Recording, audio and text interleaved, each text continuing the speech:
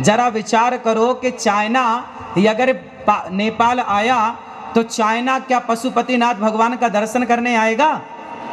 क्या गंडकी का दर्शन करने आएगा? क्या वो शालिग्राम भगवान की पूजा करने आएगा? अरे चाइना को नेपाल के धर्म से क्या करना? नेपाल की संस्कृति और नेपाल के धर्म से तो भारत का अटूट रिश्ता रहा है। धन हो पर धर्म पूर्वक धन हो। यदि आपके धन में धर्म नहीं जुड़ा तो वह धन किसी काम का नहीं है। इसलिए मेरे प्यारे, नेपाल शब्द का जब मैं यहाँ आया, एयरपोर्ट पे आया, तो नेपाल का मैंने एक अर्थ दिमाग में आया कि नेपाल के लोग कैसे होते हैं, नेपाली लोग कैसे होते हैं। ये मीडिया वाले भाई जाएं, सवाल करो, जो धर्म परिवर्तन कर लेते पूछो कि तुमने धर्म छोड़कर क्या पा लिया। बहुत पहले नेपाल आने का सौभाग्य मिला पर आ नहीं पाया कोरोना लॉकडाउन के कारण। आज आप सबका दर्शन करने का लाभ प्राप्त। प्रकृति को इतना प्यार करते हैं, इसलिए जब मैं आया तो मुझे लगा कि नेपाल प्रकृति से कितना जुड़ा हुआ है। आप सब शुद्ध वायु लेते हैं, शुद्ध ऑक्सीजन लेते हैं, शुद्ध वातावरण में रहते हैं। इसलिए आप सभी एक बार बोलिए, नेपाल आमा को, नेपाल आमा को भारत माता की जय हो, भारत माता की जय हो। आप सभी नेपाल वासियों को, क्षेत्र वासियों को बहुत बहुत धन्यवाद कि आपने ये दास को यहाँ आने का अवसर दिया। हमारे मानव सेवा फाउंडेशन श्री बाल योगेश्वर श्री विजय कृष्ण मूर्ति जी महाराज, जिन्होंने इस यज्ञ का संकल्प लिया और आप सब हम सब जुड़ पाए इस सुंदर से संकल्प से। एक बार सुंदर तालियां आयोजनकर्ता समिति पूज्य महाराज श्री के लिए। पूज्य श्री चैतन्य कृष्ण महाराज जी यहाँ पधारे और आप सभी के श्री चरणों में दास का पुनः कोटि कोटि नमन। अब आप सब ये बताएं कि आप में से कितने लोग वृंदावन आए हैं, गौरी गोपाल आश्रम आए हैं। मैं आप सबको निमंत्रण देने आया हूं, आप सब जल्दी से जल्दी वृंदावन गौरी गोपाल आश्रम आए और गौरी गोपाल आश्रम में जितनी वृद्ध माओं की सेवा चल रही है, वहाँ जितनी सेवाएं चल रही हैं, अपनी आंखों से आकर के वहाँ की सेवाओं को देखें। आज जानते हो ये अनिरुद्ध आपके बीच में क्यों आया है? यहाँ मुझे भगवान पशुपतिनाथ जी ने बुलाया है। उन्होंने बुलाया आप सबके माध्यम से और ये दास चला आया। तो जानते हैं भगवान पशुपतिनाथ जी ने हमें क्या कहने के लिए बुलाया है? आप जानना चाहेंगे? कितने लोग जानना चाहेंगे? भगवान पशुपतिनाथ जी कहना चाहते हैं, देखिए भगवान कभी डायरेक्ट नहीं कहते, भगवान किसी से कहवाते हैं। जब हनुमान जी लंका गए तो राम जी ने नहीं कहा कि लंका जला के आना। त्रिजटा को एक सपना आया कि सपने बानर लंका जारी, जातु धान सेना सब मारी।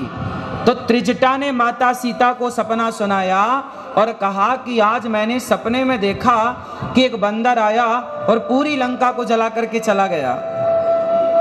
जब त्रिजटा का सपना हनुमान जी ने सुना तो हनुमान जी को लगा कि त्रिजटा के द्वारा स्वयं हनुमान जी ये समझ गए कि प्रभु राम ये कहना चाहते हैं कि जब लंका गए हो तो फूक के ही आना है। लंका गए हो तो रावण के घमंड को जला कर ही आना।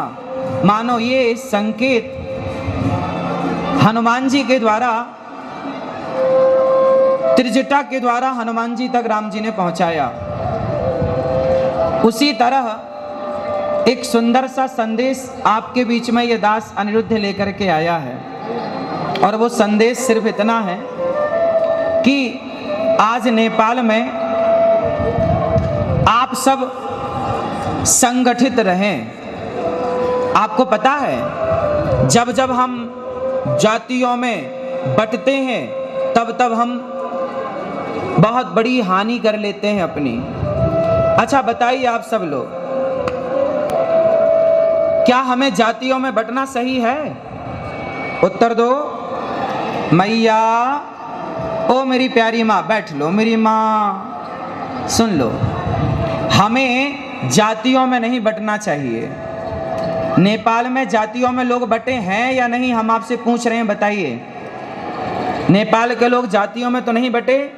हम सबकी एक जाति है, हम सबकी जाति है मानव जाति, हम मनुष्य हैं। बड़े भाग्य मानुष तन पावा, और सुर दुर्लभ सदग्रंथन गावा।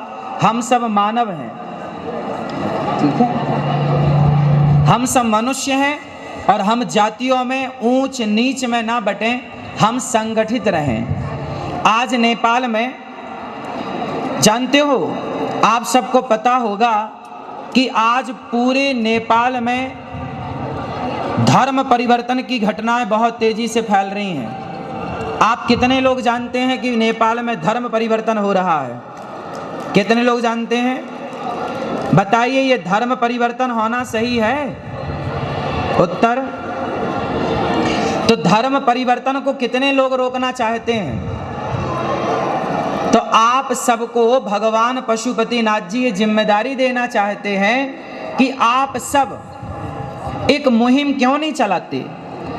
ये जितने हमारे मीडिया के भाई हैं, आप जितने हमारे बड़े बुजुर्ग हैं, माताएं, बहनें, भाई, सब एक मुहिम चलाइए और गांव-गांव में, घर-घर में जाकर के लोगों को समझाइए कि भगवान श्री कृष्ण कहते हैं स्वधर्मे निधनम श्रेयः परधर्मो भयावह। अपने धर्म में रहना ही श्रेष्ठ है, अपने धर्म का त्याग कर देना श्रेष्ठ नहीं है। इसलिए हम सबको अपने धर्म में अडिग रहना चाहिए। और आप सब अपने धर्म का पाठ क्यों नहीं पढ़ाते? अच्छा बताओ, यदि धर्म परिवर्तन हुआ तो आज हमारा नेपाल हिंदू राष्ट्र है या नहीं? उत्तर दो। हिंदू राष्ट्र है कि नहीं नेपाल? हाँ या ना? हाँ, तो हिंदू राष्ट्र है। और कौन कौन चाहता है कि ये सदा हिंदू राष्ट्र रहे नेपाल? चाहते हो? हिंदू राष्ट्र यदि चाहते हो तो आपके अंदर ये भावना होनी चाहिए और ये काम आपको करना पड़ेगा कि आप नेपाल में जो धर्म परिवर्तन तेजी से हो रहा है, उस धर्म परिवर्तन को रोकना पड़ेगा। कैसे रोकेगा? हम सब जागें, ये मीडिया वाले भाई जाएं, सवाल करो, जो धर्म परिवर्तन कर लेते पूछो कि तुमने धर्म छोड़कर क्या पा लिया, क्या पा लिया और आगे क्या पाओगे। जो व्यक्ति अपने धर्म, हमारे यहाँ मर गए लोग लेकिन अपने धर्म को नहीं छोड़ा। अच्छा बताइए, राम के पास क्या है, धन या धर्म? बोलो। रावण के पास क्या है, धन कि धर्म? रावण के पास धन है, धर्म नहीं, और राम के पास धर्म है, धन नहीं। हाँ या ना? लंकापति रावण सोने की लंका में रहता है, बड़ा धनवान है, पर उसके अंदर धर्म नहीं है। अरे धर्म होता तो पराई स्त्री का अपहरण क्यों करता? इसलिए रावण के पास धन तो है पर धर्म नहीं है। जबकि राम 14 वर्ष वनवास में थे, उनके पास धन नहीं था पर धर्म था। तो धर्म था तो आज घर घर में राम की पूजा होती है, धर्म था इसलिए। और धन था रावण के पास, धर्म नहीं था तो घर घर पुतले जलाए जाते हैं, गली गली पुतले जलाए जाते हैं रावण के। आज आप कितने लोग मानते हैं कि धन से बड़ा धर्म है? धन बड़ा कि धर्म बड़ा? बोलो। अरे धर्म रहेगा तो धन आ जाएगा, जब धर्म ही नहीं रहेगा तो फिर धन करोगे क्या? इसलिए धन हो पर धर्म पूर्वक धन हो। यदि आपके धन में धर्म नहीं जुड़ा तो वह धन किसी काम का नहीं है।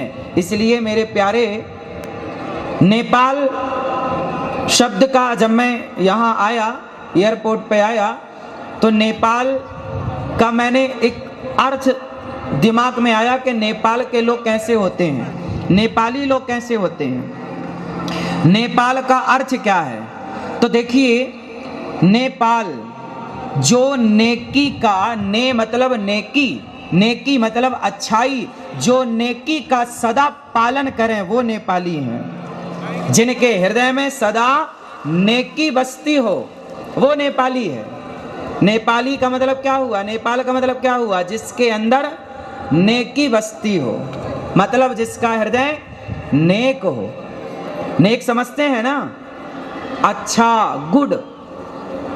तो आप सब नेक दिल वाले हैं, नेक हृदय वाले हैं, इसलिए आपको भगवान ने नेपाल में भेजा है। जाओ नेपाल की धरती में, आप यहाँ जाकर नेपाल में पशुपतिनाथ भगवान की सेवा करो, गंडकी माता की सेवा करो और शालिग्राम भगवान की सदा सेवा करो। आप सब अपने धर्म के प्रति अडिग रहना। हमारे देखिए, कुछ लोग होते हैं हमारे पूरे नेपाल और भारत, ये दोनों देशों में कुछ लोग ऐसे हैं जो रहते तो नेपाल में हैं पर गुणगान किसी और देश का करते हैं। इसलिए आप सबको ये बता दो कि जिस माटी में हो ना, उस माटी के साथ विश्वासघात नहीं होना चाहिए, उस माटी से प्यार होना चाहिए, माटी के साथ विश्वासघात नहीं। अच्छा ये बताओ, दोस्त कैसा हो। आज मैंने सुना नेपाल का दोस्त कौन है, भारत और आसपास के जितने देश हैं, आप किन देशों से दोस्ती करना चाहेंगे बताइए। आपसे मेरा सवाल है, आप नेपाल वासी, आपके पास में बहुत सारे देशों की सीमा है, किस देश से आप दोस्ती करना चाहेंगे, किससे, किससे, जोर से, भारत से, भारत से दोस्ती करना चाहेंगे। भारत तो सदा आपके साथ है और सदा हम और आप कभी दो थे ही नहीं, एक थे, एक हैं और एक ही रहेंगे। और जो लोग भारत और नेपाल के बीच में कोई जहर घोलने का कार्य करे तो समझ लेना कि ये दोनों देश का नुकसान चाहता है। अच्छा ये बताइए, हमारे भारत से लोग हजारों की संख्या में पशुपतिनाथ जी का दर्शन करने आते हैं कि नहीं, बोलो हाँ, हाँ या ना। भारत से हजारों लोग गंडकी माता का दर्शन करने आते हैं कि नहीं, भारत से लाखों लोग शालिग्राम भगवान लेकर जाते हैं कि नहीं। इसका मतलब है कि भारत की आस्था नेपाल से जुड़ी है, भारत नेपाल को अपना मानता है, भारत के आने से नेपाल की अर्थव्यवस्था मजबूत होती है। जरा विचार करो कि चाइना अगर नेपाल आया तो चाइना क्या पशुपतिनाथ भगवान का दर्शन करने आएगा, क्या गंडकी का दर्शन करने आएगा, क्या वो शालिग्राम भगवान की पूजा करने आएगा। अरे चाइना को नेपाल के धर्म से क्या करना, नेपाल की संस्कृति और नेपाल के धर्म से तो भारत का अटूट रिश्ता रहा है। इसलिए भारत और नेपाल, इन दोनों देशों के बीच में कभी किसी भी प्रकार की लकीर ना खींचे, क्योंकि हम दोनों यदि मिलकर रहेंगे तो निश्चित है कि हमारी और आपकी अर्थव्यवस्था, राष्ट्रीय स्तर की मैं बात कर रहा हूँ, समृद्ध रहेंगे, हम सब खुशहाल रहेंगे। और आपने यदि दोस्ती उन लोगों से कर ली जिन्हें गंडकी माता और शालिग्राम भगवान और पशुपतिनाथ जी से कोई लेना देना नहीं, तो सोचिए इस धर्म का, इस संस्कृति का क्या होगा। इसलिए मेरी आप सबसे प्रार्थना है, आप सब भारत आइए और गौरी गोपाल आश्रम में चल रही सेवाओं का दर्शन करिए। और सावन का ये पावन पर्व है, आप कितने लोगों ने सावन में व्रत रखा है, रखा है, भगवान शिव को जल चढ़ा रहे हैं कि नहीं, कौन सा जल? कौन सा जल? सारे जल चढ़ाओ, पर भगवान शिव को पता है कौन सा जल पसंद है। भगवान शिव को नेत्रों का जल पसंद है। इतना प्रेम उमड़ना चाहिए आपके भीतर शिव के प्रति कि आंखों से अश्रुधार बह पड़े और शिव जी के ऊपर जाकर चढ़ जाए। ऐसी नेत्रों की धारा। भगवान शिव को क्या पसंद है बताइए? प्रेम। राम ही केवल प्रेम प्यारा, और जान ले ये जो जाननी हारा। राम को क्या पसंद है? बोलो। नेपाल वासियों को क्या पसंद है? क्या पसंद है? नफरत पसंद है या प्रेम? क्या पसंद है? प्रेम। आप सब नेपाल वासियों को प्रेम पसंद है, और हमारे प्रभु राम भी कहते हैं कि राम ही केवल प्रेम प्यारा, इसलिए प्रेम से मिलजुल करके रहिएगा। अच्छा बताओ, नेपाल वासी आप कितने भाई हैं? जोर से, कितने भाई हैं आप लोग? हम सनातनी। आप में से कितने लोग सनातनी हैं? सत्य सनातन धर्म को जानने और मानने वाले कितने हैं? हाथ उठाओ सब। तो सुनो, हम सभी सनातनी, चाहे भारत में हो या नेपाल में हो या भूटान में हो या जापान में हो या अमेरिका या लंदन, कहीं भी सनातनी हो। सनातनी 4 भाई हैं। कितने भाई? कौन कौन से? ब्राह्मण, क्षत्रिय, वैश्य और शूद्र। हम चारों एक पिता की संतान हैं, और हम चारों सदा से भाई रहे हैं। कुछ लोगों ने ये जातिवाद का जहर घोलकर हम लोगों को आपस में लड़ाने का कुछ लोगों ने षड्यंत्र किया। आपसे मेरी हाथ जोड़ के प्रार्थना है कि आप कभी षड्यंत्र में मत उलझिएगा। भारत में जब अंग्रेज आए तो उन्होंने नारा दिया, फूट डालो शासन करो, और उस फूट डालो शासन करो के तहत भारत को खूब लड़ाया जातियों के नाम पर, और हम आपस में लड़ते रहे और कई 100 वर्षों तक गुलाम रहा भारत। इसलिए मेरी प्रार्थना है कि हम जब जब लड़े हैं तब तब बटे हैं। इसलिए आप लड़ना चाहते हैं या संगठित होकर रहना चाहते हैं? कितने लोग संगठित होकर रहना चाहते हैं? तो फिर आप कभी मत लड़िएगा कि मैं ब्राह्मण, मैं क्षत्रिय, मैं वैश्य, मैं शूद्र। हम चारों भाई हैं और एक दूसरे के काम आना है, एक दूसरे के सुख दुख में खड़े होना है, एक दूसरे का सहयोग करना है। यदि हम बट जाएंगे ना तो मिट जाएंगे। इसलिए अपने आप को बटने मत दीजिएगा। जो बट गया वो मिट गया। रामचरितमानस में लिखा है कि जहां सुमति तहां संपत्ति नाना, जहां कुमति तहां विपत्ति निदाना। जहां एकता है, जहां संगठन है, वहां संसार की समृद्धि है, सुख है, शांति है। और जहां आपस में लड़ाई झगड़ा है वहां सिवाय दुख के कुछ नहीं। इसलिए संगठित रहे, हम सब संगठित रहें।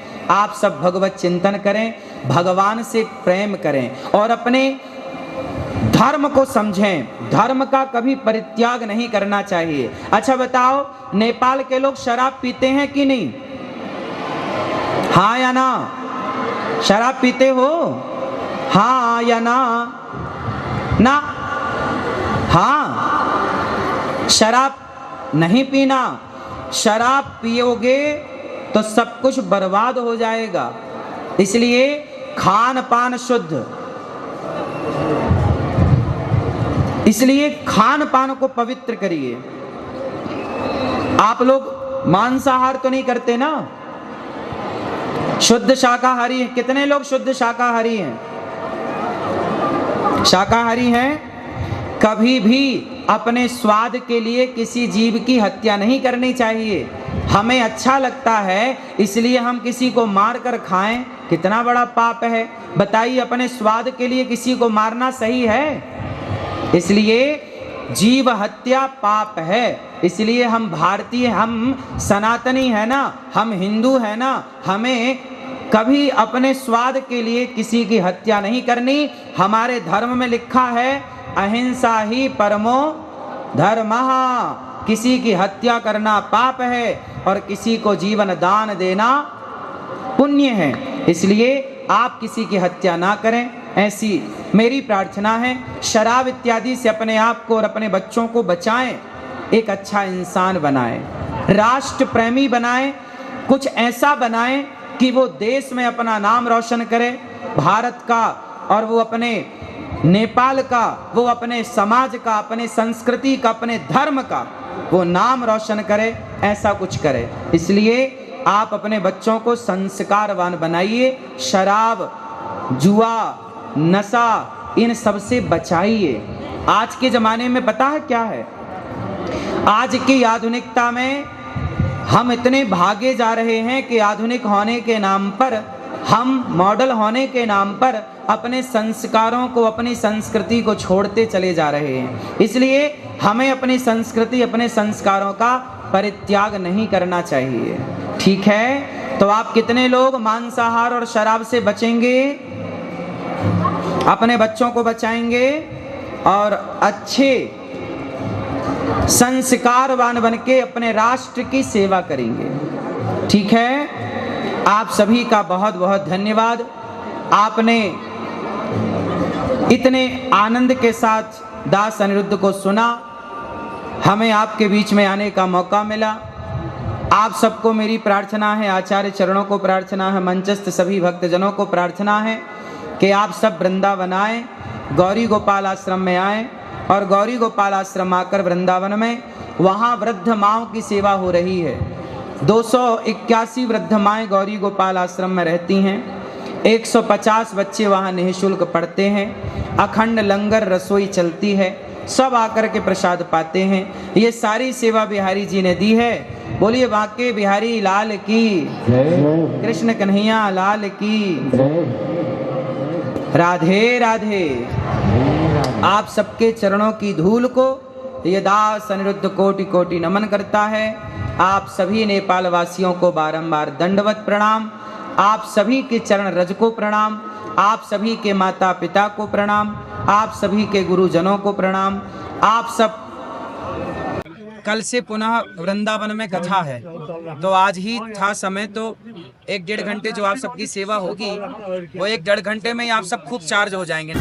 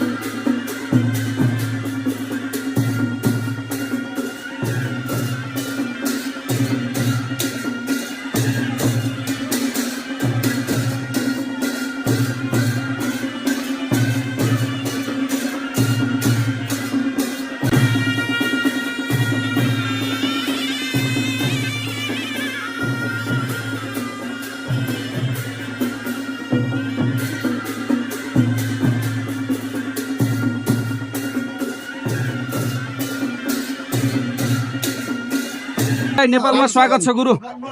Welcome to Nepal. धन्यवाद, धन्यवाद आप सबका। Is this your first time in Nepal? जी पहली बार ये नेपाल आए। How are you feelings now? बहुत गुड फीलिंग्स, बहुत सुंदर यहाँ का नेचर, यहाँ का वातावरण, यहाँ की हवा, यहाँ की ये सुंदर सी वादियाँ, सुंदर से पहाड़। और आप सब, जब कोरोना लगा ना उसके पहले यहाँ एक कथा थी और टिकटें सारी बुक हो चुकी थी, हम लोग बिल्कुल आने वाले थे। अचानक लॉकडाउन लग गया, फ्लाइटें कैंसिल हो गई, तो वो कथा यहाँ होने वाली थी लॉकडाउन के टाइम पे।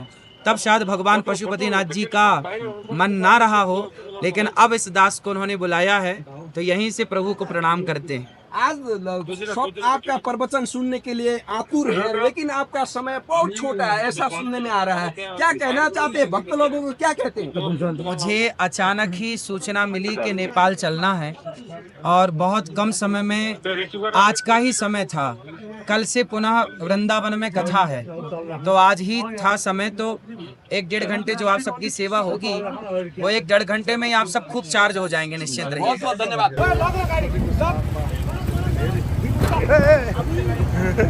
बासो तल बसेर बोलौँ। दर्शकबिन यो यति धेरै स्पटिङ यति बेला गरिएको छ, हामी यहाँ दृश्य देख्न सक्छौँ। यति बेला हनिमुन मूर्ति खिच्दै खिचिँदै अनिरुद्ध आचार्य यति बेला अनिरुद्ध आचार्य महाराजलाई स्वागत गर्न धेरै स्कटिङ यो देख्न सकिन्छ। बसेर हिँड्नु पर्यो। सुरक्षा व्यवस्था तल बस्नु यता बस्नु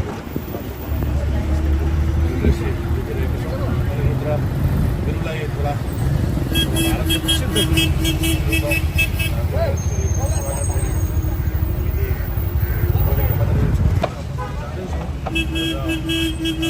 फाउन्डेसन